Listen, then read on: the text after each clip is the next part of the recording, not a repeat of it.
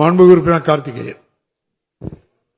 எங்களுடைய வேலூரில் அண்ணா சாலையில் மண்டல அலுவலகம் கட்டி கொண்டு இருக்கிறது.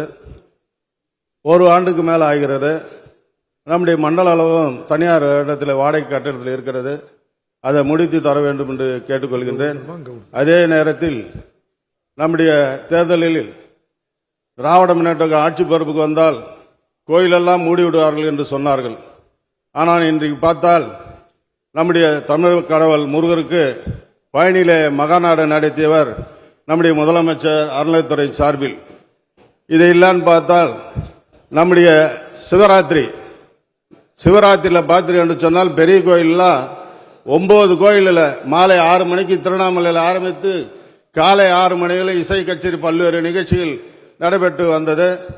அதே போல நம்முடைய கோயிலில் காணிக்கையெல்லாம் பார்த்துட்டு சொன்னால் அதை தங்கத்தெல்லாம் உருக்கி பேங்க்கில் டிபாசிட் செய்து கோயில்களுக்கெல்லாம் வருமானம் வருவதற்கு செய்தவர் நம்முடைய முதலமைச்சர் அமைச்சர் அறநிலையத்துறை சார்பில். அதே போல பார்த்துட்டு சொன்னால் நம்முடைய அன்னதான திட்டம் போன 10 ஆண்டு காலத்தில் 2 கோயிலுக்கு தான் பண்ணாங்க. நம்முடைய முதலமைச்சர் பொறுப்பேற்று நம்முடைய அமைச்சர் அவர்கள் 11 கோயிலுக்கு அதிகப்படுத்தி 13 கோயிலுக்கு இன்னைக்கு முழு நேர அன்னதான திட்டம் நடைபெற்று கொண்டு வருகிறது.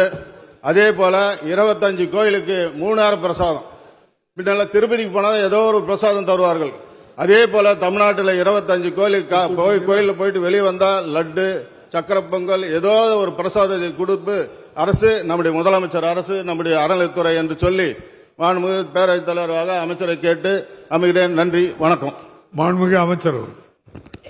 மாண்புமிகு பேரவைத் தலைவர்களே, வேலூருக்கு இணையான அலுவலகம் கேட்டால் 2,95,00,000 ரூபாய் செலவில் 55% பணிகள் முடிவுற்று செப்டம்பர் மாதத்திற்குள் அந்த இணையான அலுவலகம் திறக்கப்படும். இந்த ஆட்சி ஏற்பட்ட பிறகு 8 இணையான அலுவலகத்தில் நாகப்பட்டினம் போன்ற 2 இணையான அலுவலகம் திறக்கப்பட்டிருக்கிறது. மீத 6 இணையான அலுவலகம் இந்த ஆண்டு இறுதிக்குள் திறக்கப்படும் என்பதை தெரிவித்துக் கொண்டு நம்முடைய உறுப்பினர் அவர்கள் பெரிய பக்திமான் சொந்தமாக அருள்மிகு தேவி கருமாரியம்மன் திருக்கோயிலில் சொந்த பொறுப்பிலே நடத்தி கொண்டிருக்கின்றார். பல்வேறு திருப்பணிகளுக்கு இந்து சமய அறநிலையத்துறைக்கு உதவியாக இருக்கின்றார். ஆகவே அவர் கேட்கின்ற அத்தனை கோரிக்கைகளும் ஆண்டவன் உரிமையில் இந்த ஆட்சி நிச்சயம் நிறைவேற்றி தரும் என்பதை பேரவைத் தலைவர் வாயிலாக உறுப்பினருக்கு தெரிவித்துக் கொள்கிறேன்.